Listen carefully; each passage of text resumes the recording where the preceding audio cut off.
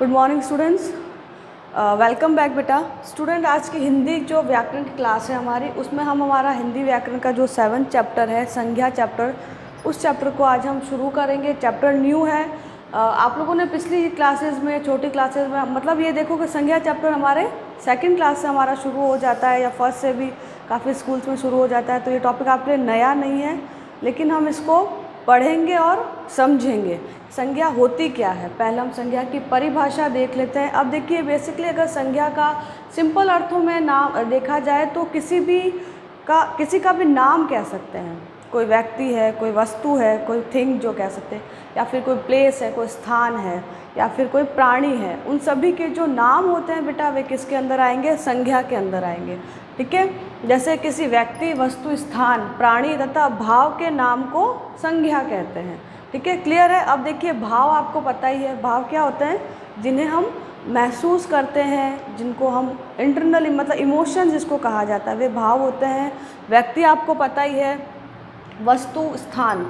व्यक्ति कोई भी हो सकता है, आपका नाम हो सकता है, मेरा नाम हो सकता है। उसके अंदर वस्तु या था कोई थिंग, कोई भी चीज़ है, मतलब पर्टिकुलर जिसका भी उसके अंदर नाम आता है, वे सारे शब्द क्या कहलाएंगे? संज्ञा कहलाएंगे।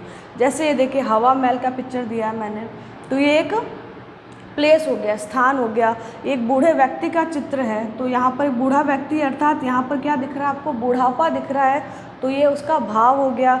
अब यहाँ पर एक मणि है, मतलब कोई वस्तु आ गई, कोई भी थिंक आ गई, जैसे आपका पेन है, पेंसिल है, आपका बॉक्स है, मतलब थिंक जो निर्जीव चीज़ है, वो सारी किस में आएगी बेटा? वस्तु के अंदर। ठीक है, तो संज्ञा की परिभाषा हमने देख ली है। संज्ञा होती क्या है, उसका जो चीज़ें उसके अंदर आती है, वो हम आगे कंटिन्यू करते रहेंगे। अब संज्ञा के भेद देखते हैं कि संज्ञा के भेद जो होते हैं कितने प्रकार के होते हैं? 3 प्रकार के होते हैं, व्यक्तिवाचक, जातिवाचक और भाववाचक। ठीक है, ये तीनों आपको क्लियर है, व्यक्तिवाचक, जातिवाचक और भाववाचक। तो अब हम आ जाते हैं मेन टॉपिक पर, आ जाते हैं कि हिंदी व्याकरण में व्यक्तिवाचक संज्ञा क्या होती है। अब देखिए, जैसे व्यक्ति, एक पर्टिकुलर नाम आ गया है कि एक व्यक्ति है। ठीक है, व्यक्तिवाचक। अब देखिए, मैंने यहाँ पर नाम दिया है भारत, ये लड़की का नाम है। यहाँ पर ये योगी, मुख्यमंत्री जी। ये होली का त्यौहार है, रामायण किताब का नाम है, रक्षाबंधन त्यौहार का नाम आ गया, हिमालय, मतलब पर्टिकुलर एक किसी का भी नाम आ गया है। ठीक है, यहाँ जहाँ पर सीधा आपके पास में, अगर यहाँ पर मैं लिख दूँ कि देश, क्या लिख दिया मैंने? देश, तो वो किसका हो जाएगा बेटा? जातिवाचक का, क्योंकि यहाँ पर सारे देशों के बारे में बात हो रही है, इसलिए वहाँ पर ये किसका उदाहरण हो जाएगा? जातिवाचक का। लेकिन पर्टिकुलर मैंने एक देश का नाम ले लिया, भारत देश, तो वो किस में आ जाएगा? हमारा व्यक्तिवाचक में। इसी प्रकार ये किसी एक लड़की का नाम है। ठीक है, सपना, सीधा हमने एक पर्टिकुलर किसी लड़की का नाम ले लिया। अगर मैं यहाँ पर लिखती हूँ लड़की, तो यह किसका उदाहरण हो जाएगा? जातिवाचक का। किस प्रकार कि यहाँ पर सारी लड़कियों के बारे में बात हो रही है, पूरे लड़की जाति वर्ग का पूरी बात हो रही है। इसी प्रकार रामायण, मैंने एक पुस्तक का नाम दे दिया, ग्रंथ का नाम दे दिया है रामायण। लेकिन अगर मैं सिर्फ यहाँ पर लिखती कि ग्रंथ, अगर मैं सिर्फ यहाँ लिखती ग्रंथ, तो वो किसका उदाहरण हो जाएगा? जातिवाचक का।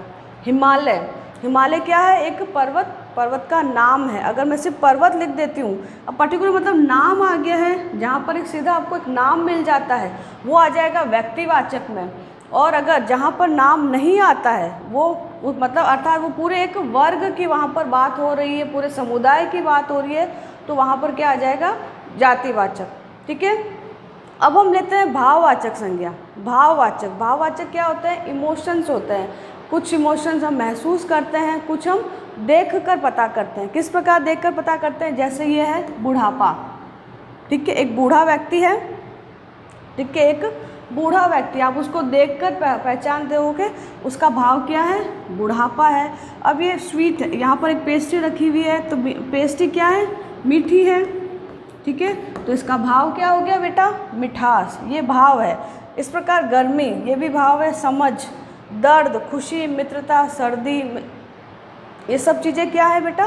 भाव है, इमोशंस है। ये हो जाता है भाववाचक संज्ञा। उसी प्रकार है जातिवाचक संज्ञा। जातिवाचक संज्ञा जिस प्रकार हमने बात की, जहाँ पर पूरे एक वर्ग की या पूरे एक समुदाय की बात हो जाती है, वो किसका उदाहरण हो जाएगा? जातिवाचक संज्ञा का, जिस प्रकार अब देखिए ये दिया है मैंने कार, ठीक है, कार हो गया यहाँ पर।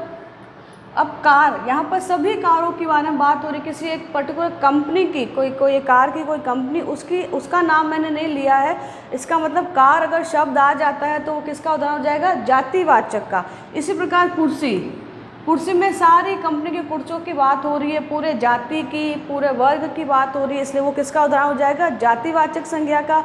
अगर मैं आपको कंपनी का नाम दे दूँ कि सेलो कंपनी की कुर्सी है, तो सेलो कंपनी की कुर्सी अर्थात वो किसका उदाहरण हो जाएगा, जातिवाचक। उसी प्रकार देखिए पहाड़, यहाँ पर किसी एक पहाड़ का, पर्वत का नाम नहीं आया है, इसका मतलब ये किसका उदाहरण है, जातिवाचक का, क्योंकि सारे पहाड़ों की यहाँ पर बात हो रही है, किसी एक पर्वत की या पहाड़ की बात नहीं हुई है। जिस प्रकार हमने व्यक्तिवाचक में देखा था हिमालय, हिमालय पर्वत, तो पर्वत, हिमालय पर्वत अर्थात उसका एक पर्टिकुलर नाम आ गया, इसका मतलब वो किसका उदाहरण हो गया बेटा, व्यक्तिवाचक का। और यहाँ पर सिर्फ नाम, सिर्फ पहाड़ दिया है, अर्थात सारे पहाड़ों की यहाँ पर बात हो रही है, तो ये किसका उदाहरण हो जाएगा, जातिवाचक। पंखा, पंखा क्या है, कोई कंपनी का नाम नहीं दिया, जैसे मैंने यहाँ पर लिख दिया उषा का पंखा, ठीक है, उषा का लिख दिया, खैतान फैन लिख दिया, तो अगर पर्टिकुलर किसी कंपनी का नाम आया तो वो आ गया व्यक्तिवाचक में, और सिर्फ पंखा लिखा है, इसका मतलब वो किस में आ जाएगा, जातिवाचक में।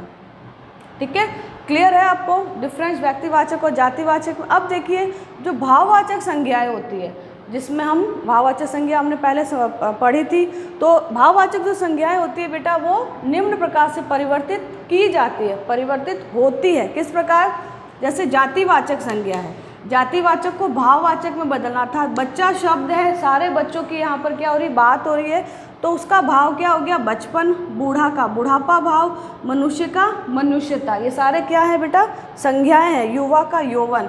इसी प्रकार विशेषण शब्द दे रखे हैं, उनको भाववाचक में परिवर्तित करना है। मित्र का मित्रता, मीठा का मिठास, महान का महानता, ये सारे शब्द क्या है, विशेषण शब्द है, जिनको भाववाचक में परिवर्तित किया है।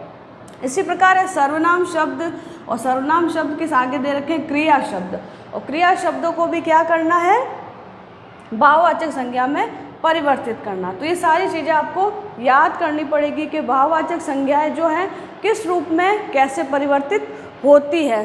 जातिवाचक में परिवर्तित होती है भाववाचक संज्ञा, विशेषण से होती है, सर्वनाम से होती है और क्रिया से होती है। ठीक है, तो आज की क्लास बेटा यहीं स्टॉप करते हैं। हमने संज्ञा पढ़ी है, संज्ञा के भेदों के बारे में जानकारी प्राप्त की है, और नेक्स्ट क्लास में हम इसी टॉपिक को कंटिन्यू करेंगे। कुछ भी और आपको कन्फ्यूज़न हो चैप्टर से संबंधित तो आप मुझसे क्लियर कर सकते हैं। ओके, थैंक यू बेटा।